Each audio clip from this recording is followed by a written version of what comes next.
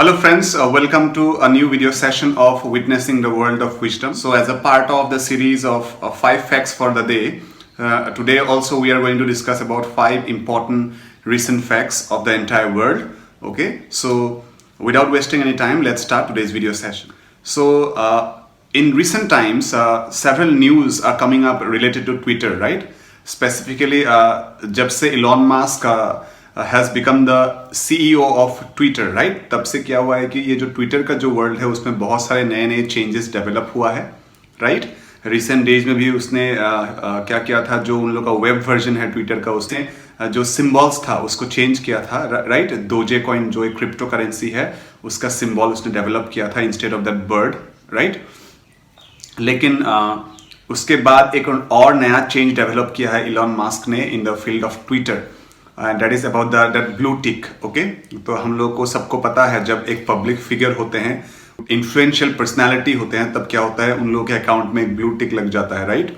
लेकिन अभी रिसेंटली फिलहाल 20 अप्रैल से एक नया प्रोसेस शुरू हुआ है. तो ये जो ब्लू टिक था, पहले क्या होता था, ये रिनाउंड पर्सनालिटीज को, इन्फ्लुएंशियल पब्लिक फिगर को फ्री ऑफ कॉस्ट मिलता था. लेकिन उसके बाद अभी इलॉन मस्क ने एक नया चीज डेवलप किया है. बताया जा रहा है कि जो ब्लू टिक है वो फ्री ऑफ कॉस्ट नहीं मिलेगा. उसको पाने के लिए आपको सर्टेन एक अमाउंट ऑफ फीस या फिर सब्सक्रिप्शन मनी आपको प्रोवाइड करना होगा, तभी जाके आपको ये ब्लू टिक मिल सकता है, राइट?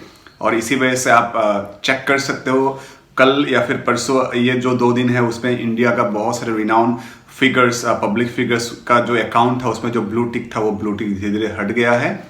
और अपकमिंग डेज में क्या होगा ये हम लोग बाद में डिस्कस करेंगे या फिर हम लोग को पता लगेगा. लेकिन फिलहाल के लिए क्या है, ये जो ब्लू टिक है वो धीरे धीरे हर एक रिनाउंड पर्सनालिटी के अकाउंट से रिमूव हुआ है, ये हम लोग देख सकते हैं. So that was the first fact of today's session. So now let's come to the second fact of the day. Okay, United Nations, right? United Nations is one of the most important organization in the entire world scenario, right? बहुत ही एक important organization है और उसी का एक fragmentation है, एक सब division यानी कि एक सब branch है, that is known as United Nations Population Fund. Okay? तो United Nations Population Fund ने एक recently survey release किया है और according to that survey India का population जो है वो इंक्रीज हो गया है और अभी वर्ल्ड का जो सबसे हाईएस्ट पॉपुलेशन है वो कहां पे है? इंडिया में है, राइट? यानी कि India has surpassed China, right, and took the first position in terms of highest population, right?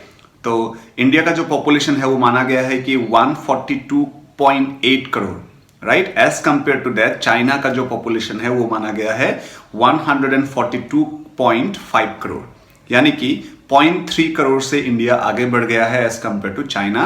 तो वर्ल्ड के सबसे largest country in terms of population अब कौन बन गया है? इंडिया बन गया है. और सेकंड में है चाइना, जो कि आप लोगों को पता लग गया, और थर्ड पोजीशन में है यूएसए, जिसका टोटल पॉपुलेशन है 34 करोड़. ठीक है, तो ये जो फिगर है एक्चुअली क्या है, as compare to India and China बहुत ही ज्यादा कम है, लेकिन फिर भी थर्ड पोजीशन किसको मिला है? यूएसए को मिला है, राइट? अभी बात यह है कि एक्चुअल में ये जो प्रोसेस है, देखिए, एक दिन का नहीं है या फिर 2 दिन का नहीं है, बहुत लंबा प्रोसेस है.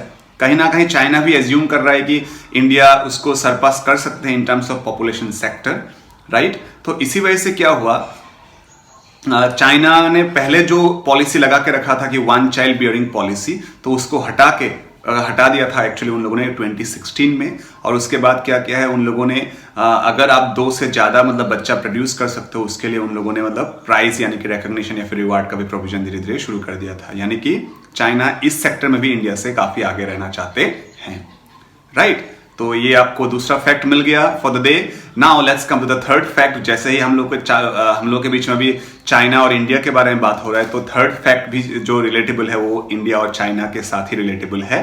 तो बहुत जगह में हम लोग को दिखाई दे रहा है कि चाइना और इंडिया के बीच में स्पेशली क्या हो रहा है, बॉर्डर डिस्प्यूट हो रहा है, एक कॉन्फ्लिक्चुअल रिलेशन डेवलप हुआ है. इसको लेकर मैं एक अपकमिंग डेज में एक लंबा सीरीज लेके आऊंगा, एक वीडियो लेके आऊंगा, जिसमें आप लोग को डिटेल में पता होगा कि एक्चुअल में क्या हो रहा है रिलेटेड टू बॉर्डर डिस्प्यूट्स. लेकिन रिसेंट डेज में भी एक न्यूज आया था, बताया जा रहा था कि चाइना जो है वो क्लेम कर रहा है कि अरुणाचल जो प्रदेश है वो, उसमें से बहुत सारे गांव का नाम उन लोगों ने चेंज किया है उन लोगों के हिसाब से, राइट? और वो लोग क्लेम कर रहे हैं कि जो भी एरिया है वो किसका है? चाइना का है, उन लोगों ने क्लेम किया है. तो उसी को काउंटर करने के लिए क्या किया है, for defense purpose as well as tourism purpose, right, as well as for the better convenience of transportation and communication, Arunachal जो प्रदेश है उसमें मतलब वर्ल्ड का सबसे हाईएस्ट सी लेवल से सबसे हाईएस्ट ऊंचाई में बनाने वाला एक रोड टनल प्रोजेक्ट डेवलप किया है अरुणाचल प्रदेश में।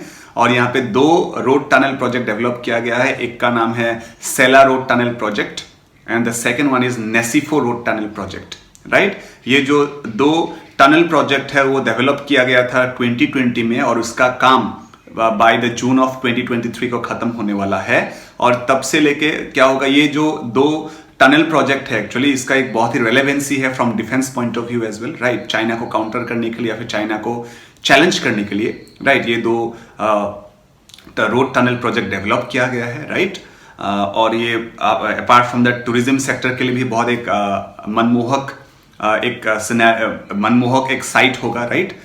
Apart from that transportation and communication में भी बहुत कन्वीनियंट होगा। स्पेसिफिकली जो नेसिफू रोड टनल प्रोजेक्ट है वो असम का जो सोनितपुर डिस्ट्रिक्ट है उसमें जो बालीपारा एरिया है उसका जो बालीपारा से होके सारीडुआर एंड भालुकपुंग होके जो टावांग का जो रोड है तो उसमें ये चीज डेवलप किया गया है।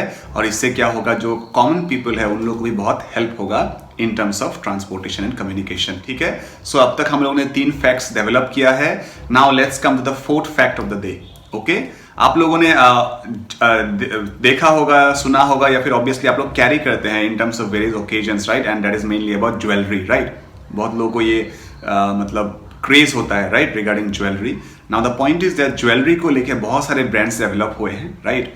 तो उनमें से मालाबार गोल्ड एंड डायमंड का जो ब्रांड है इंडिया में वो बहुत ही एक पॉपुलर ज्वेलरी ब्रांड है। इनफैक्ट एंटायर वर्ल्ड में अगर देखा जाए तो क्या है, ये मालाबार गोल्ड एंड डायमंड का जो ब्रांड है वो 6th पोजीशन में आते हैं in terms of retail jewellery seller, right. पूरे एंटायर वर्ल्ड में वो लोग 6th पोजीशन पे आते हैं। Malabar gold and diamond jewellery institution जो उन लोगों का जो ऑर्गेनाइजेशन है वो 6th पोजीशन पे आते हैं। और फिलहाल उन लोगों ने क्या किया है, रिसेंट डेज में उन लोगों ने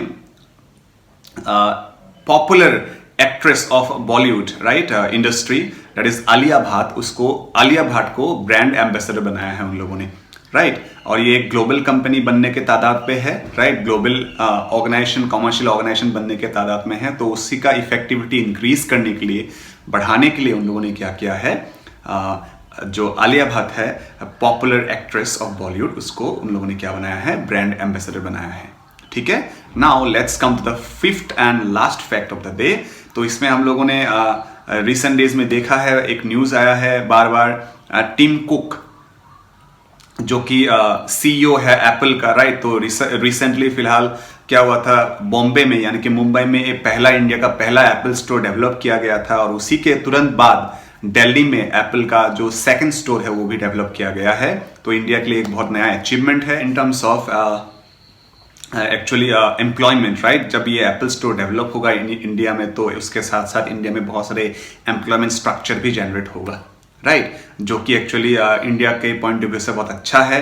क्योंकि रिसेंटली जो actually United Nations population fund ने जो डाटा रिलीज किया है उसमें बताया जा रहा है कि इंडिया में जो टोटल पॉपुलेशन है यानी कि 142.8 करोड़ का जो पॉपुलेशन है उनमें से 50% पॉपुलेशन जो है वो वर्किंग पॉपुलेशन माना गया है, ठीक है। 50% जो पॉपुलेशन है उसको किस कैटेगरी में उन लोगों ने रखा है, जो वर्किंग पॉपुलेशन है उस कैटेगरी में रखा है, यानी कि 15 to 59 कैटेगरी के बीच में इंडिया में 50% पॉपुलेशन है। और हम लोगों को पता है सिर्फ पॉपुलेशन वर्किंग स्ट्रक्चर के अंदर रहने से नहीं होगा, एम्प्लॉयमेंट स्ट्रक्चर भी डेवलप करना पड़ेगा, तभी जाके क्या होगा, इंडिया का डेवलपमेंट होगा, राइट। तो फिलहाल ऐसे अगर नए नए स्टार्टअप लेके आते हैं या फिर नए नए मल्टीनेशनल कंपनीज अगर इंडिया में मतलब इन्वेस्ट करना पसंद करते हैं या फिर अपने आप को उधर एस्टैब्लिश करना अगर पसंद करते हैं तो from Indian point of view in terms of employment structure बहुत ही अच्छा एक सिनेरियो हम लोग को अपकमिंग डेज में देखने वाला है, राइट। सो जब भी हम लोग अभी जैसे ही हम लोग बात कर ही लिया फिर से यूनाइटेड नेशंस पॉपुलेशन फंड, तो उसमें एक और चीज मैं ऐड करना चाहूंगा। थोड़ी देर पहले हम लोगों ने डिस्कस किया था, उसमें शायद मैंने बताना आपको भूल गया। तो बताया जा रहा है कि इंडिया का जो एवरेज जो लाइफ एक्सपेक्टेंसी है मेल के लिए बताया जा रहा है 71 ईयर्स और फीमेल का जो एवरेज लाइफ एक्सपेक्टेंसी होगा वो कितना होगा, 74 ईयर्स ये कहा गया है। यानी कि एक फीमेल का जो लाइफ एक्सपेक्टेंसी है इंडिया में as compare to male life expectancy वो कंपेरेटिवली 3 साल ज्यादा है, राइट। और बताया जा रहा है कि यूनाइटेड नेशंस पॉपुलेशन फंड का जो ये डाटा है उसमें ये भी और एक चीज रिवील हुआ है, जहां पे ये बताया जा रहा है कि अगले 30 साल तक इंडिया का जो पॉपुलेशन स्ट्रक्चर है वो इंक्रीज होता ही रहेगा। उसके बाद ही धीरे धीरे क्या होगा, इंडिया का population structure slowly and steadily down होगा। यानी कि इंडिया पहले बताया जा रहा है कि 165 करोड़ का जो बेंचमार्क है वो क्रॉस करने के बाद ही इंडिया में धीरे धीरे पॉपुलेशन स्ट्रक्चर डाउन होना शुरू होगा, ये चीज आपको कहा गया। तो आज का जो वीडियो सेशन है उसमें आई होप हम लोगों ने कुछ नया चीज सीखा, नया फैक्ट्स के बारे में हम लोग को जानने को मिला, जिससे आप लोगों को थोड़ा बहुत शायद मदद हुआ होगा, राइट। आप सब लोग ये वीडियो देखेंगे और देखने के बाद जो भी आपको आज नया नॉलेज आपको मिला या फिर इंफॉर्मेशन मिला उससे आपको कहीं ना कहीं हेल्प होगा, राइट, या फिर आप यूटिलाइज कर पाओगे उसको। हम लोग कल फिर एक नया वीडियो सेशन के साथ आप लोगों के सामने आएंगे, तो उसको भी आप लोग देखना, उससे भी आपको कुछ ना कुछ फायदा ऑब्वियसली होगा। Till then thank you for watching this video, good bye.